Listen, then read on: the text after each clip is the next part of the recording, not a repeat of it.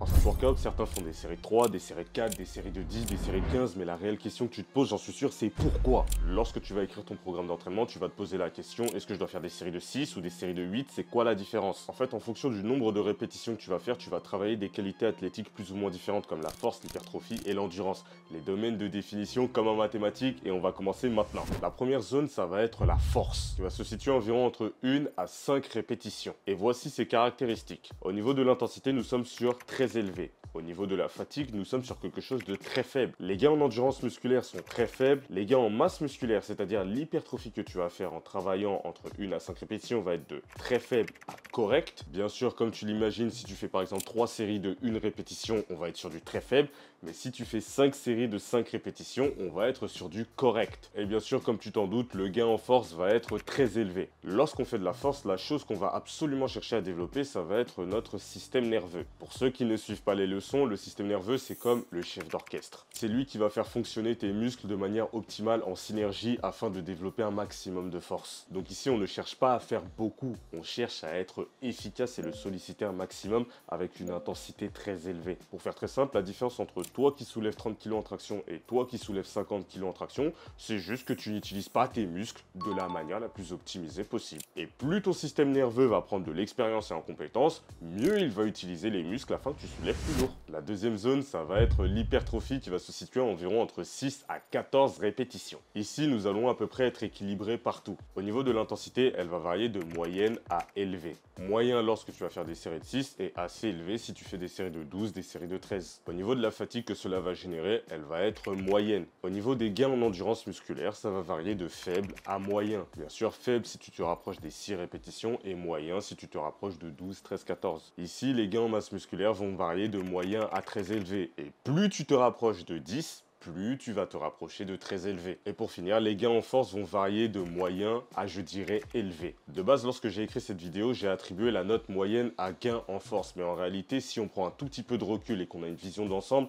je vais plus pencher sur du élevé. Laisse-moi t'expliquer pourquoi. Comme je te l'ai dit précédemment, la force, c'est tout simplement la capacité à recruter un maximum de fibres musculaires. Ton système nerveux est le chef d'orchestre. Mais lorsque tu fais de l'hypertrophie, tu gagnes en masse musculaire. Par conséquent, le chef d'orchestre a plus de musiciens pour réaliser une plus belle partition. Donc par conséquent, ce n'est pas parce que tu fais de l'hypertrophie que tu vas forcément devenir beaucoup plus fort. Mais lorsque tu fais de l'hypertrophie, tu augmentes ton potentiel de force. En gros, ce n'est pas parce que tu as plus de musiciens que la musique sera plus belle à entendre. Parce que peut-être que le violoniste, il fait n'importe quoi. Mais le truc, c'est que sur le long terme, lorsque tu deviendras un très bon chef d'orchestre, eh bah absolument tout le monde se mettra à bien jouer. Et là, par conséquent, la musique sera plus belle. J'espère que tu as compris cette métaphore filée. Et c'est pour cela que moi, personnellement, aujourd'hui, lorsque j'ai plus de masse musculaire, eh ben, je deviens plus fort parce que j'ai énormément entraîné mon système nerveux au cours de ces dernières années. C'est un très très bon chef d'orchestre. On arrive maintenant au dernier domaine de définition qui va être l'endurance qui va se situer au-delà de 15 répétitions. Au niveau de l'intensité, moi je vais la juger entre moyen à très élevé. Si tu fais des séries de 15 répétitions, ça peut être moyen, mais si tu fais des séries de 50 répétitions, ça peut être élevé. Parce qu'ici, tu peux faire des séries de 15 répétitions, comme imaginons que tu peux faire des séries de 100 répétitions en pompe. Et là, l'intensité devient plus élevée. Pareil, au niveau de la fatigue, je vais osciller entre moyen à très élevé et tu sais déjà pourquoi. Au niveau des caractéristiques, j'ai pas besoin de te faire un dessin, les gains en endurance vont être très élevés. Pour les gains en masse musculaire, ça va osciller entre très faible à moyen. Pourquoi? Imaginons que tu fasses des séries de 15 pompes ou de 15 tractions. Tu n'es pas si loin que ça de la zone d'hypertrophie qu'on a vu précédemment. Mais imaginons que là, maintenant, tu te mettes à faire des séries de 50 dips, de 50 pompes.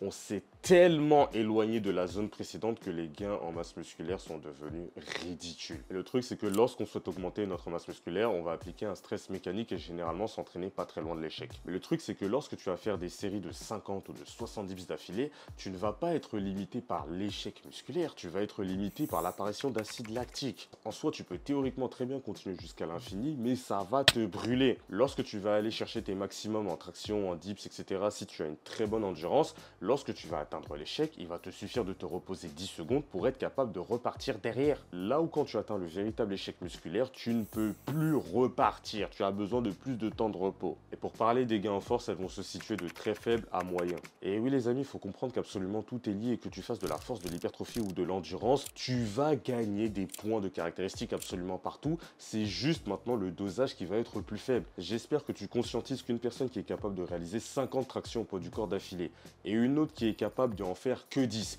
si je leur demande de tester leur répétition maximale, tester leur force ultime, j'espère que tu vas être d'accord que c'est la personne qui est capable de faire 50 tractions d'affilée qui sera le plus fort. Pourtant, les deux personnes n'ont jamais touché de poids de leur vie. Et au même titre, une personne qui est capable de faire des tractions à plus 80 kg et une personne qui a du mal à faire des tractions à plus 5 kg, bah à ton avis, qui sera la plus endurante en traction entre ces deux personnes?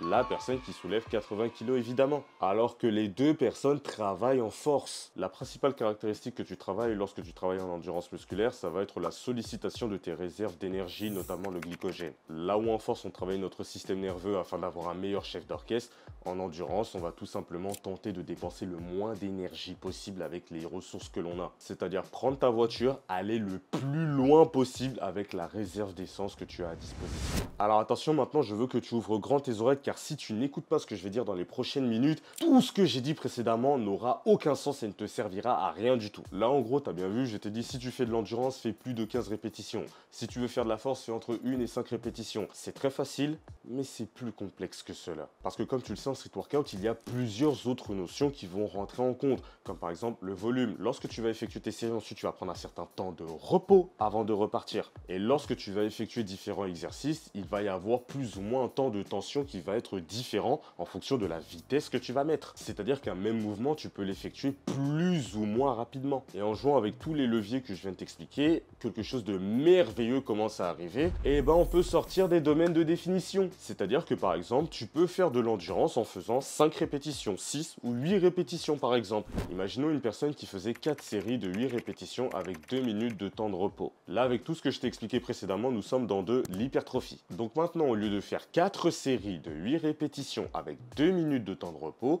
et si on faisait 20 séries de 8 répétitions avec une seule et unique minute de temps de repos. Donc là, ce qui s'est passé, c'est qu'on a augmenté le nombre de séries. Par conséquent, le volume global a augmenté. On a diminué le temps de repos. Et ça a pour conséquence qu'on passe de 32 répétitions à 160 répétitions. Et qu'est-ce qu'on vient de faire? On vient d'augmenter le stress métabolique. Donc on est passé de quelque chose qui n'était pas très énergivore à quelque chose qui l'est extrêmement. Dans la deuxième situation, on épuise beaucoup plus rapidement nos stocks d'énergie. Et ce type de stress qu'on est en train d'appliquer, c'est bon pour l'endurance musculaire. Et là, pour te montrer que ça s'applique aussi à autre chose, je vais te donner un deuxième exemple. Imaginons une personne qui avait pour entraînement un 4x4 à plus 70 kg avec 5 minutes de temps de récupération. Allez, petit quiz, où elle est? Eh oui, elle se trouve dans la force. Et maintenant, ce qu'on va faire, c'est qu'on va jouer avec les différents paramètres. La première chose qu'on va faire, c'est qu'on va modifier l'intensité. On était à plus 70 kg. Là, on va descendre à plus 40 kg. Là, si je m'arrête là, ce 4x4 n'aura aucune utilité parce qu'il est beaucoup trop facile pour l'athlète en question. Ok, très bien. Avant, on avait 5 minutes de temps de récupération. Maintenant, on va le passer à 2 minutes. Là, tu vas me dire, ok, très bien, mais le problème, Poolboy, c'est que l'athlète est tellement fort que ça n'aura pas une grande incidence. Et là, maintenant, ce que je vais faire, c'est que je vais rajouter un tempo pour augmenter le temps sous tension. Je vais rajouter un tempo 5-0-5. C'est-à-dire qu'à partir de maintenant, pour effectuer son 4x4,